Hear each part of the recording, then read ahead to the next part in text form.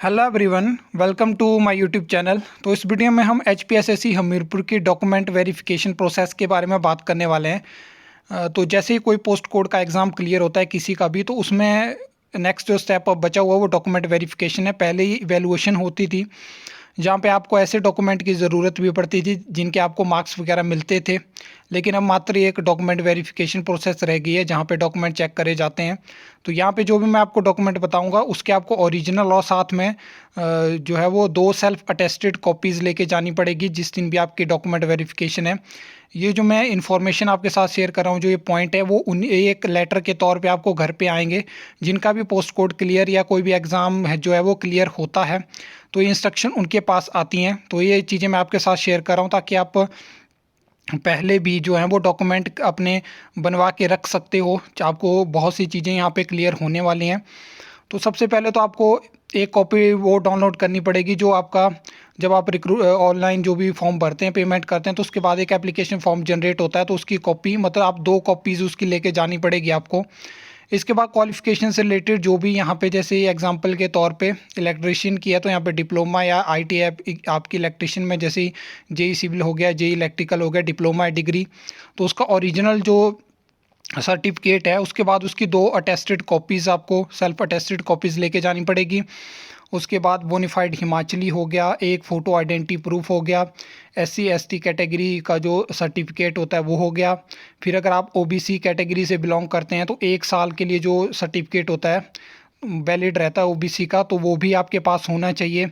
इसके बाद अगर कोई पहले से गवर्नमेंट में या सेमी गवर्नमेंट सर्विस में है तो उसके लिए NOC उसको लानी पड़ती है। उसके बाद बार्ड ऑफ फ्रीडम कैटेगरी से है तो वो सर्टिफिकेट, लेटेस्ट सर्टिफिकेट आपको देना पड़ता है।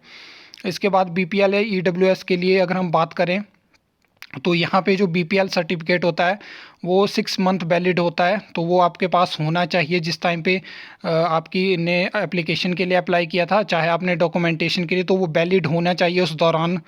इसके बाद अगर हम बात करें EWS की, तो EWS के लिए जो है वो इनकम और एसेट सर्टिफिकेट जो आपकी अथॉरिटी रहती है DC ADC ADM STO उनसे वैलिड होना चाहिए।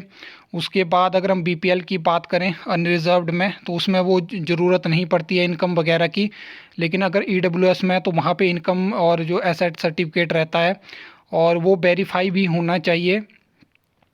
उसके बाद अगर हम बात करें ward of ex service man की, तो ये भी यहाँ पे भी इसका भी जो है वो सर्टिफिकेट लगता है। ये चीज़ें आप देख सकते हो। अगर आप ward of ex service man है और पोस्ट नहीं है ward of ex service man के लिए, तब आपको जो है वो सर्टिफिकेट लाना पड़ता है। Ex service man certificate issued by Sainik welfare department in support of fee relaxation, और 2 जो है आपको self attested passport size photograph लेके जाने पड़ते हैं। इसके बाद अगर जिस दिन डॉक्यूमेंट वेरिफिकेशन और आप नहीं पहुंच पाते हैं तो आपको अब्सेंट मतलब मार्क कर दिया जाएगा। और जो भी SC ST से बिलोंग करते हैं तो उनको जो है वो ट्रैवल एक्सपेंसेस मिल सकते हैं अगर वो प्रूफ दिखाते हैं। तो कुछ इस तरह से टोटल चीज़ें हैं।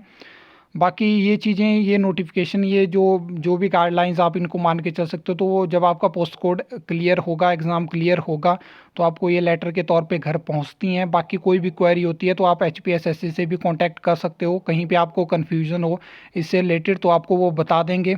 बाकी कुछ चीज़ें मैंने आपको यहाँ पे बता दी जो मुझे यहाँ पे समझ आई। बाकी कई बार हो जाता है कि सर्टिफिकेट में कुछ समझ नहीं आता, वैलिड चीज़ें क्या है। जैसे कि अगर EWS की हम बात करें तो EWS में आपको वो सर्टिफिकेट भी दिखाना पड़ता है जो ओल्ड सर्टिफिकेट जो आपने एप्लीकेशन भरी थी उस टाइम पे, और डॉक्यूमेंटेशन के टाइम पे भी अलग से नया सर्टिफिकेट अगर आपने बनवाया होता तो वो भी आपको दिखाना पड़ता। तो कुछ इस तरह से क्वेरीज होती हैं जिनकी वजह से थोड़ा डाउट क्लियर हो जाता है। आई होप आपको ये वीडियो अच्छी लगी होगी, इन्फॉर्मेटिव लगी होगी। तो वीडियो को लाइक कमेंट शेयर कर सकते हो, चैनल को सब्सक्राइब कर सकते हो फर्दर न्यू अपडेट्स के लिए।